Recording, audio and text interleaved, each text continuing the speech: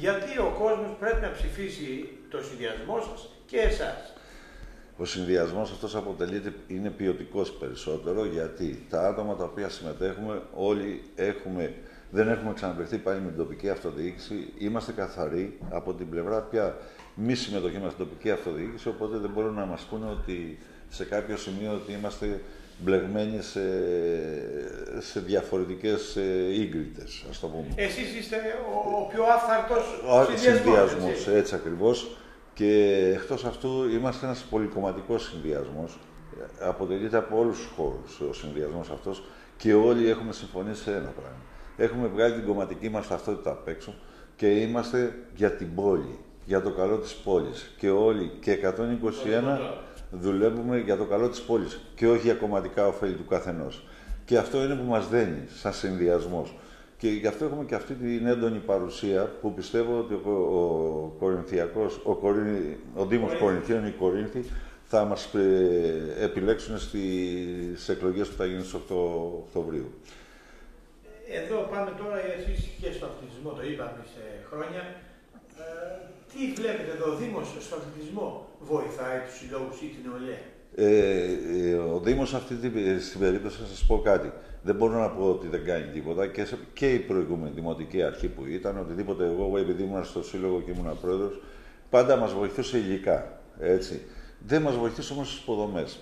Έχουμε λείψει μεγάλες υποδομές στο θέμα του αθλητισμού, στην προσβασιμότητα των ΑΜΕΑ, των εγκαταστάσεων. Αυτή τη στιγμή δεν έχουμε ένα κλειστό γυμναστήριο που να είναι αξιόλογο με διεθνείς προδιαγραφές για να κάνουμε μεγάλες διοργανώσεις. Έχουμε μια ομάδα η οποία είναι δεύτερη, ήταν στην Α1 κατηγορία, η ΑΣΠ Κόρινθος, και τώρα είναι στην Pre League, στο μεγαλύτερο επίπεδο που μπορεί να φτάσει σύλλογος στον αθλητισμό.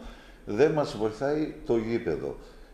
Γι' αυτό ζητάμε να γίνει ένα κλειστό γυμναστήριο με προδιαγραφές 1000 θέσεων, με προδιαγραφές διεθνείς, ώστε να μπορούμε και να έρχεται η εθνική εδώ και να κάνουμε φιλικούς αγώνες και οτιδήποτε. Και ένα άλλο κομμάτι επάνω στον αθλητισμό, ειδικά στον αθλητισμό, είναι το beach volley. Αυτή τη στιγμή δεν έχουμε γήπεδα και beach volley. Είμαστε μια παραλιακή πόλη χωρίς να έχουμε αυτό το άθλημα. Που αυτό το άθλημα είναι, πιστεύω, η αυριανή είναι μέσα στην τουριστική κίνηση και στην ανάπτυξη. Γιατί είχατε βγάλει μια ανακοίνωση. Εμείς μιλάμε για 2 γήπεδα beach volley, τα οποία με κερκίδες οι οποίες θα είναι μεταφερόμενες, δεν θα είναι μόνιμες, γιατί είναι στην παραλία, και με αποτέλεσμα χρειάζεται υποδομή.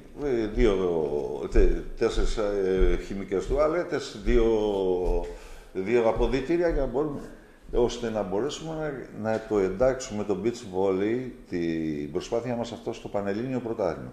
Αυτή τη στιγμή, να σας πω, γίνεται στην Άρφακτο beach volley με 28 ομάδες. 28 ομάδες.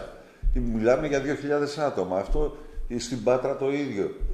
Πηγαίνουν τα παιδιά τα δικά μας και παίζουν beach volley και συμμετέχουν στα πρωταθλήματα στην Πάτρα και εκεί. Γιατί να το κάνουμε και εμείς μες στην πόλη, που θα έχουμε και όφελος η πόλη. Και κοντά στην Αθήνα. Και κοντά στην Αθήνα και θα έχει και όφελος. Γιατί μόνο η επισκεψιμότητα που θα έχουμε σε αυτή την περίοδο, ένα μήνα που θα γίνεται το beach volley, είναι τεράστια.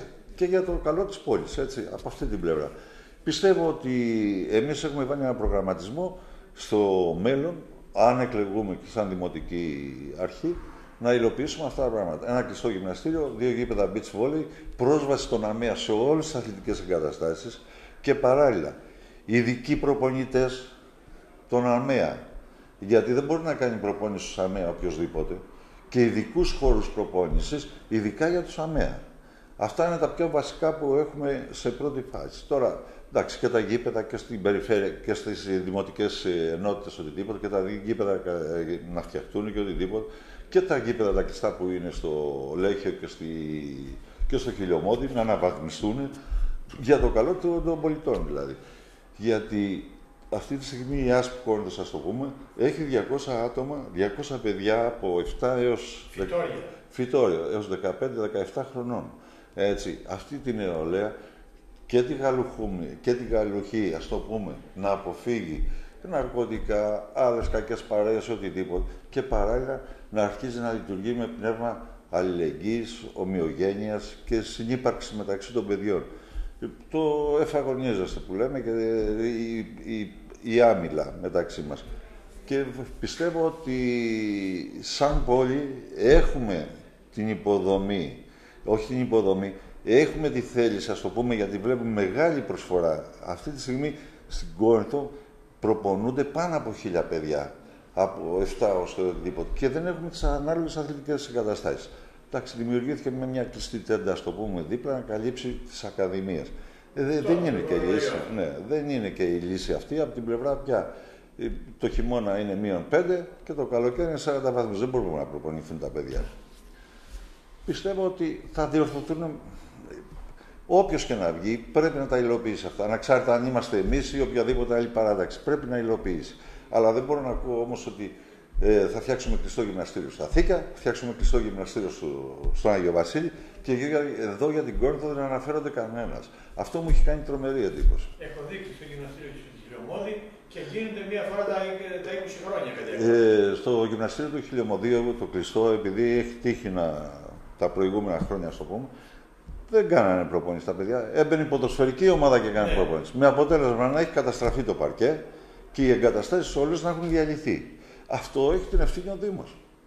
Το γιατί παραχωρήθηκε δηλαδή στην αθλητική ομάδα όταν έβρεχε εκεί και έμπαινε μέσα και έκανε προπόνηση στο παρκέ. Που το παρκέ δεν μπορεί να πατάει με οποιοδήποτε παπούτσι. Δυστυχώς όμως αυτά είναι τα κακό κείμενα, ας το πούμε κάπως έτσι. Βλέποντας την κάμερα, τι λέτε στο Κορίνθιο πολίτη και στην Κορίνθια πολίτη. Εκείνο που έχω να πω είναι ένα. Στηρίξτε μας να υλοποιήσουμε το πρόγραμμά μας της Πράσινης Πόλης και με το υποψήφιο δήμαρχο Δημήτρη Πρωτοπαπά, γιατί έχουμε ένα επιστημονικό στελεχειακό δυναμικό, το οποίο έχουμε ένα όραμα μεγάλο. Η ενοποίηση του παραλιακού μετώπου, της δημοτικής αγοράς και του στρατοπέδου που προσπαθούμε να το πάρουμε για το Δήμο, αυτό θα φέρει τη μεγάλη ανάπτυξη στην Κόρινθο, στο Δήμο της Κορίνθου, ας το πούμε, και στον ευρύτερο Δήμο. Γιατί μην ξεχνάτε ότι έχουμε το μεγαλύτερο παραλιακό μέτωπο σαν Δήμος. Αυτό πρέπει να αξιοποιηθεί ανάλογα. Και υπάρχουν πολλές αναπλάσεις που έχουμε σαν πράσινη πόλη και πολλά ήδη, δηλαδή έχουμε σχεδιάσει αυτά τα πράγματα και πιστεύω ότι αν βγούμε θα τα υλοποιήσουμε. Όχι πιστεύω, είμαι ακράδαντα σε αυτό το θέμα ότι θα υλοποιηθούν. Γιατί έχω εμπιστοσύνη και στην ομάδα την επιστημονική και στον κύριο Πρωτοπαπά. Γιατί το πρόγραμμα και όλες αυτές οι αναπλάσεις που λέμε δεν βγήκε ούτε από τον Πρωτοπαπά ούτε από ένα άτομο. Βγήκε συλλογικά από τις ομάδες που λειτουργούμε για το πρόγραμμα.